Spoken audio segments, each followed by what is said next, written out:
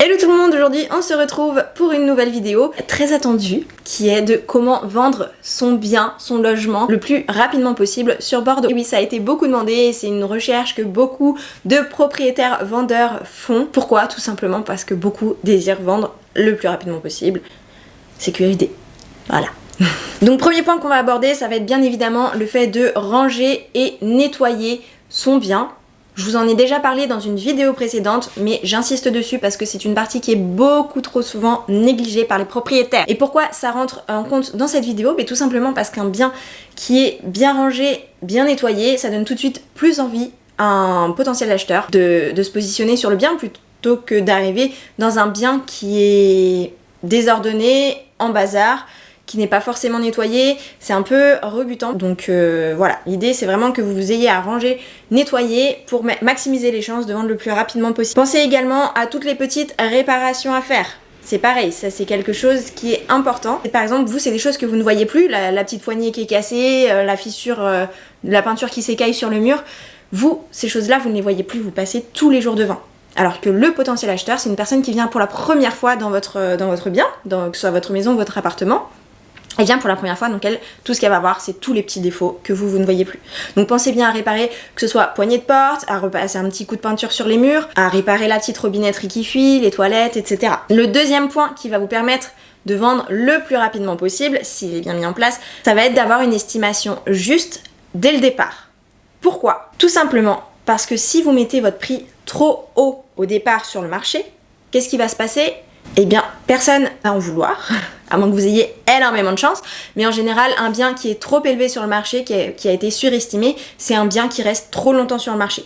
Et un bien qui reste trop longtemps sur le marché, c'est un bien qui va être grillé par la suite. Parce que lorsqu'on est acheteur, en général, on regarde tous les biens, plus ou moins dans nos critères, on regarde tous les biens du secteur pendant peut-être 2, 3, 4 mois. Donc si c'est un acheteur qui a mis des alertes, ou bien il va checker tous les jours toutes les annonces qui correspondent à ses critères de recherche, et s'il voit que votre maison, de 1, il la trouve trop chère, et que de 2, au bout de 3-4 mois, il la voit toujours dans son fil, j'allais dire dans son fil d'actualité, mais non, nous ne sommes pas sur Facebook ni Instagram, dans sa recherche, tout simplement, eh bien, il va se dire que ce bien, il a un petit problème, et en fait, il aura tout simplement pas envie d'aller le voir, et encore moins envie de l'acheter.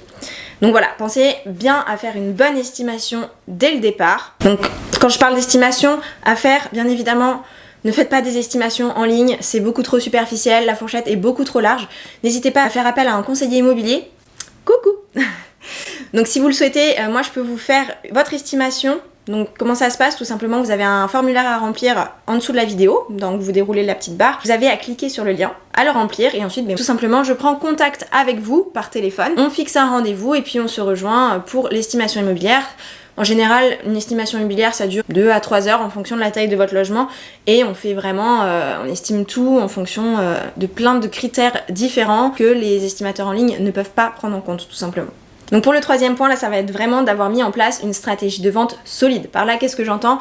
Eh bien, tout simplement une stratégie de diffusion de votre annonce qui maximise vos chances de gagner en visibilité. Pourquoi? Parce qu'un bien diffusé sur plusieurs plateformes, c'est un bien qui va être vu. Vu par qui? Vu par des potentiels acheteurs qui ont déjà un projet concret.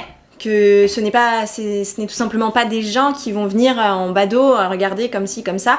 Là, ça va vraiment être des gens qui ont un projet concret, qui cherchent vraiment et qui veulent réellement acheter. Donc l'idée, c'est vraiment de maximiser la diffusion de votre annonce, de la remonter le plus souvent possible pour qu'elle soit en top des recherches. À chaque fois que quelqu'un cherche les critères de votre bien, que votre annonce tombe en premier. Donc sachez que pour les particuliers, il n'y a pas énormément de sites que ça. Je sais que vous avez Le Bon Coin, PAP, Paru Vendu aussi, mais vous n'en avez pas énormément plus. Après, vous avez forcément tous vos réseaux, Facebook, Instagram, votre réseau perso, pro. Mais en général, ça s'arrête là. Sachez que moi, en tant que conseillère immobilier, j'ai la possibilité de diffuser sur plus de 40 sites. Donc comment c'est possible? Parce que tout simplement, tous les mois, on paie les sites, qu'on a cette possibilité de diffuser, d'être présent vraiment partout et d'avoir une large portée pour la diffusion de votre bien. Donc qui dit large diffusion, comme je vous l'ai dit davantage de potentiels acheteurs et donc possibilité de vendre le plus rapidement possible. Sachez qu'avec les conseillers immobiliers, bien les agences, les biens sont remontés très régulièrement. Beaucoup plus que vous, les particuliers. Donc très régulièrement, ça peut être tous les jours, toutes les semaines.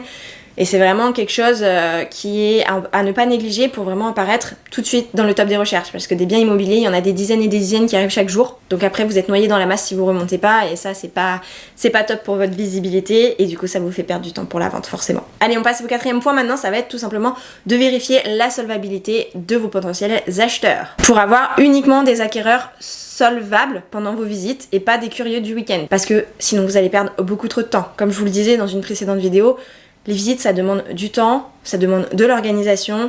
Des fois, on est planté à la dernière minute. Donc vraiment, si on commence à perdre notre temps pour des personnes qui ne sont pas solvables, qui de toute façon n'auraient pas acheté votre bien, à un moment, vous allez imploser. Ça va pas être possible. Donc pensez vraiment à vérifier la solvabilité de vos acquéreurs. Si jamais, pareil, vous ne vous sentez pas de le faire, sachez que les conseillers immobiliers ont la possibilité de vous accompagner là-dedans. Nous, on a la possibilité de demander des documents que vous n'oserez peut-être pas demander. Donc dans ces cas-là, si vous, c'est quelque chose qui vous bloque, qui vous fait perdre du temps, eh bien n'hésitez pas à passer par un conseiller immobilier. Le 5e point pour vous aider à vendre le plus rapidement possible, ça va être des visites bien organisées, bien structurées. Donc pour ça, je vais pas développer davantage, vous avez fait une vidéo sur le sujet il y a peu de temps. N'hésitez pas à aller la voir, j'essaierai de vous mettre le lien qui vous redirige vers cette vidéo. Donc quelque part, soit sur la vidéo, soit en dessous, je ne sais pas encore. Donc voilà, je vous laisserai aller checker. Ensuite, le prochain point pour vous aider à vendre le plus rapidement possible sur Bordeaux, ça va être de suivre les acquéreurs potentiels, suivre les dossiers et de relancer, voire finir par avoir une offre. Pourquoi? Eh bien tout simplement parce que quand vous êtes particulier, ce qui se passe c'est que la personne elle vient visiter votre bien et ensuite plus rien, plus de son, plus d'images, plus de nouvelles. Donc là c'est vraiment à vous d'aller relancer les personnes qui sont venues visiter pour savoir ce qu'il en est, si elles ont prévu de faire une offre, si elles ont prévu de faire une autre visite, peut-être accompagnée de quelqu'un d'autre, d'un membre de la famille, d'un ami, de quelqu'un d'autre s'il y a des travaux, peu importe. Et n'hésitez pas vraiment à les relancer, sinon vous allez être sur la paille et perdu à chaque fois et ça n'avancera pas. Dernier conseil pour vendre le plus rapidement possible sur Bordeaux, ça va être tout simplement de faire appel à un conseiller immobilier qui s'y connaît 1000 fois mieux que les particuliers. Bien évidemment, je sais que vous négligez souvent le fait que le conseiller immobilier n'est pas un métier, parce que pour vous, vous avez l'impression que hop, on publie la petite annonce, on fait les quelques visites et hop là, et tout se vend comme ça. Mais en fait, non. Pensez qu'il y a plus de 70%, je crois même qu'aujourd'hui c'est monté à 90% des propriétaires vendeurs qui aujourd'hui font le choix de passer par des conseillers immobiliers parce que tout simplement ils ont du mal à vendre du temps et de l'argent. Et voilà pour aujourd'hui les amis, donc on se retrouve très vite pour une prochaine vidéo. Ciao!